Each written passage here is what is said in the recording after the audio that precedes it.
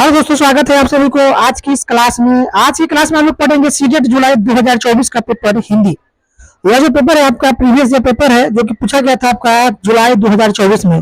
आपको सीटेट की एग्जाम पास करना है तो प्रीवियस ईयर क्वेश्चन को लगाना होगा। इसके बिना आप सीटेट की एग्जाम पास नहीं कर सकते क्योंकि सीटेट की एग्जाम में ही प्रीवियस ईयर क्वेश्चन के प्रश्न आपका पूछा जाता है और इसी आधार पर तो बेस और प्रैक्टिस करने के लिए आपको प्रीवियस ईयर क्वेश्चन को लगाना बहुत ही जरूरी है। तो हम आपके लगातार हमारे चैनल पे 2011 से लेकर के 2024 तक अब तक सीटेट के एग्जाम में जितने प्रश्न पूछा गया है सबको पढ़ा दिए। वीडियो नहीं देखे तो जाकर वीडियो देख लीजिएगा। आज हम आपको पढ़ाएंगे सीटेट जुलाई 2024 का यह पेपर है हिंदी का, और हिंदी से आपका 30 नंबर का प्रश्न पूछा जाता है। कितने नंबर का? 30 नंबर का प्रश्न पूछा जाता है।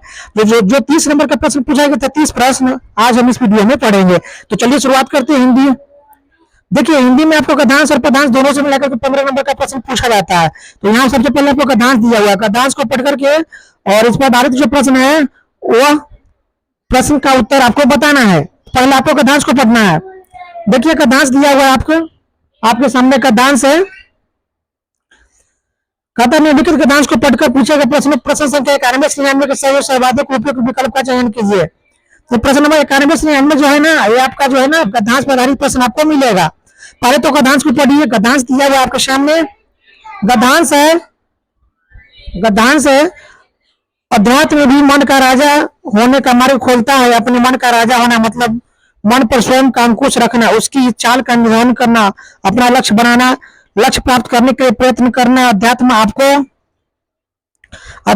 आपको अपने मन का राजा बनने की ओर ले जाता है। यह स्थिति आपको विकारों से दूर रखती है, वैचारिक सुंदरता का वरदान देती है और बुराई के समक्ष कमजोर होने से बचाती है। प्रकृति से उपहार में जो जीवन मिला है उसके मूल्य को समझना चाहिए और उस क्षेत्र का राजा बनने के मार्ग पर चलना चाहिए जिस पर मानवता का विस्तार हो।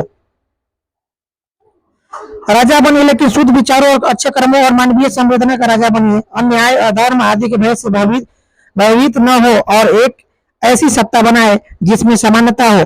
जो स्वयं में राजा होकर समानता का मार्ग प्रशस्त करता है वह अध्यात्म के क्षेत्र का भी राजा बन जाता है। और यहाँ पर गद्यांश दिया हुआ था। गद्यांश पर आधारित यहाँ पर आपका प्रश्न दिया गया है। देखिए पहला प्रश्न है गद्यांश के अनुसार मनुष्य जीवन में डैश का महत्व है।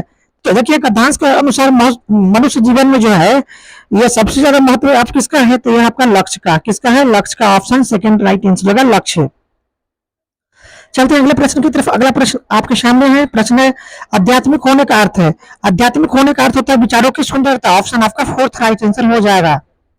अगले प्रश्न है आपके सामने। प्रश्न कहता है कि अध्यात्म शब्द में डैश प्रत्यय का प्रयोग किया जा सकता है। अध्यात्म शब्द में डैश प्रत्यय का प्रयोग किया जा सकता है। प्रत्यय किसी शब्द के अंत में लगता है, ठीक है। तो अध्यात्म में कौन सा प्रत्यय का प्रयोग किया जा सकता है बताइए। तो अध्यात्म में जो है आपका एक प्रत्यय से क्या बनेगा? आध्यात्मिक बनेगा। ऑप्शन आपका सेकंड राइट आंसर हो जाएगा एक। चलते हैं अगले प्रश्न की तरफ। अगला प्रश्न ये रहा आपके सामने। प्रश्न है विशेषण विशेष का उदाहरण नहीं है। तो विशेषण विशेष का उदाहरण नहीं, आपका लक्ष्य निर्माण। ऑप्शन आपका फोर्थ राइट आंसर होगा लक्ष्य निर्माण। अगला प्रश्न कि राजा का अनिवार्य गुण नहीं है। तो राजा का अनिवार्य गुण नहीं आपका धर्म भीरू होना। धर्म भीरू होना यह आपका राजा का अनिवार्य गुण नहीं। ऑप्शन आपका थर्ड राइट आंसर हो जाएगा। चलते हैं अगले प्रश्न की तरफ। प्रश्न एक राजा को डैश और डैश से नहीं डरना चाहिए। तो एक राजा को अन्याय और अधर्म से नहीं डरना चाहिए। ऑप्शन आपका फोर्थ राइट आंसर हो जाएगा। चलते हैं अगले प्रश्न की तरफ। प्रश्न है राजा के किन गुणों की चर्चा गद्यांश में की गई है। तो राजा की जो है ना ये आपका शुद्ध विचार और अच्छे कर्म की चर्चा गद्यांश में किया गया। ऑप्शन आपका थर्ड राइट आंसर हो जाएगा। चलते हैं अगले प्रश्न की तरफ। अगला प्रश्न ये रहा आपके सामने। प्रश्न है राजा बनने के लिए डैश की राह पर अग्रसर होना होगा। तो राजा बनने के लिए आपको अध्यात्म की राह पर अग्रसर होना होगा। ऑप्शन आपका सेकंड राइट आंसर हो जाएगा अध्यात्म। चलते हैं अगले प्रश्न की तरफ। प्रश्न कहता है अपने मन का राजा होने से तात्पर्य है। तो अपने मन का राजा होने से तात्पर्य होता है आपका मन को नियंत्रण करना। ऑप्शन आपका थर्ड राइट आंसर होगा मन को नियंत्रित करना। तो इस तरह से आपका जो गद्यांश पर दिया हुआ था प्रश्न समाप्त हुआ। अब आपको पद्यांश पर आधारित प्रश्न आपको पूछा जा रहा है। नीचे दिए कविता को पढ़कर प्रश्न संख्या 1 से 100 से 105 के सभी उचित विकल्प का चयन कीजिए। तो देखिए यहाँ पर पहले आपको गद्यांश और पद्यांश दोनों से मिलाकर 15 नंबर का प्रश्न पूछा जाता है, जिसमें आपको अभी गद्यांश पर आधारित प्रश्न को पढ़ा दिए। अब आगे आपका पद्यांश यानी कविता पर आधारित। पहला यहाँ पर कविता दिया गांधी तिलक सुभाष जवाहर का प्यार यह देश है। गांधी तिलक सुभाष जवाहर का प्यारा यह देश है, जियो और जीने दो, सबको देता संदेश है। प्रहरी बनकर खड़ा हिमालय, जिसके उत्तर द्वार पर हिंद महासागर, दक्षिण में इसके लिए विशेष है। लगी गूंजने दसों दिशाओं, वीरों के यशगान से, हमें मिली आजादी वीर शहीदों के बलिदान से। यह आपको कविता दिया हुआ है। अब कविता पर आधारित आपसे प्रश्न पूछा जा रहा है। देखिए पहला प्रश्न है, भारत देश की विशेषता है। भारत देश की विशेषता क्या है? भारत देश की विशेषता है कि दक्षिण में अरब सागर है। सॉरी, भारत देश की विशेषता क्या है? क्या विशेषता है? हाँ, दक्षिण में क्या है? अरब सागर। ऑप्शन आपका सेकंड राइट आंसर होगा, अरब सागर। चलते अगले प्रश्न की तरफ। प्रश्न कहता है, कविता में किस देश की बात की गई है? देखिए कविता में जो है ना, ये आपका दूसरों को जीने देने की बात कही गई है। ऑप्शन आपका सेकंड राइट आंसर, दूसरे को जीने दो। चलते अगले प्रश्न की तरफ। अगला प्रश्न ये रहा आपके सामने। प्रश्न, हिमालय का संधि विच्छेद है। देखिए हिमालय का संधि विच्छेद क्या होगा बताइए? तो हिमालय का संधि विच्छेद हिंद प्लस आल है। ऑप्शन होगा सेकंड राइट आंसर, हिंद प्लस आल है। चलते अगले प्रश्न की तरफ। प्रश्न कहता है, कविता में किन महापुरुषों का उल्लेख किया गया है? तो कविता में जो है ना, आपका महात्मा गांधी महापुरुषों का उल्लेख किया गया। ऑप्शन आपका second right answer, Mahatma Gandhi. चलते अगले प्रश्न की तरफ। प्रश्न कहता है, कविता में किन वीरों की यशगान की बात की गई है? तो कविता में जो है ना, ये आपका जिन्होंने देश की स्वतंत्रता के लिए जीवन दिया है, उन वीरों का यशगान किया गया है कविता में। ऑप्शन आपका सेकंड राइट आंसर होगा, जिन्होंने देश की स्वतंत्रता के लिए जीवन दिया। चलते अगले प्रश्न की तरफ। प्रश्न कहता है, वीर का बहुवचन रूप है। तो वीर का बहुवचन रूप है आपका वीर। ठीक है, क्या है? वीर है। ऑप्शन आपका क्या होगा? सेकंड राइट आंसर हो जाएगा। चलते अगले प्रश्न की तरफ। अगला प्रश्न आपके सामने है, किस टॉपिक पर मानस मंथन करने के बाद भी एक बालिका अपने आप से अनुच्छेद नहीं कर पा रही है, हालांकि वह वयस्क या सहपाठी के मार्गदर्शन में लिख लेती है? इस प्रकार के मार्गदर्शन को क्या कहेंगे? तो इस प्रकार के मार्गदर्शन को कहते हैं हम मदद यानी स्कॉफ होल्डिंग। ऑप्शन आपका फर्स्ट राइट आंसर होगा, मदद या स्कॉफ होल्डिंग। चलते अगले प्रश्न की तरफ। अगला प्रश्न ये रहा आपके सामने। प्रश्न, यह अधिगम का एक प्रकार है जिसमें बच्चों को उच्च स्तरीय मानसिक प्रक्रिया जैसे बुद्धि तर्क करना आदि का प्रयोग करना होता है। यह होता है आपका कौन? अवधारणा अधिगम। ऑप्शन आपका सेकंड राइट आंसर होगा, अवधारणा अधिगम। चलते अगले प्रश्न की तरफ। प्रश्न कहता है, एक अध्यापक होने के नाते आप एक बच्चे की उसके उन भाषा के प्रयोग के लिए प्रशंसा करते हैं, यद्यपि उसने कुछ शब्दों की वर्तनी गलत लिखी है। आप कक्षा में किस उपागम का प्रयोग कर रहे हैं? तो इसका राइट होगा आपका समग्र भाषा। ऑप्शन आपका फर्स्ट राइट आंसर होगा, समग्र भाषा। चलते अगले प्रश्न की तरफ। प्रश्न कहता है, आप हिंदी भाषी अध्यापक है और आपकी नियुक्ति पंजाब के किसी प्राथमिक विद्यालय में होती है। अब चूंकि आप स्थानीय भाषा नहीं जानते हैं, तो आपको क्या करना चाहिए? बताइए इसका राइट आंसर क्या होगा?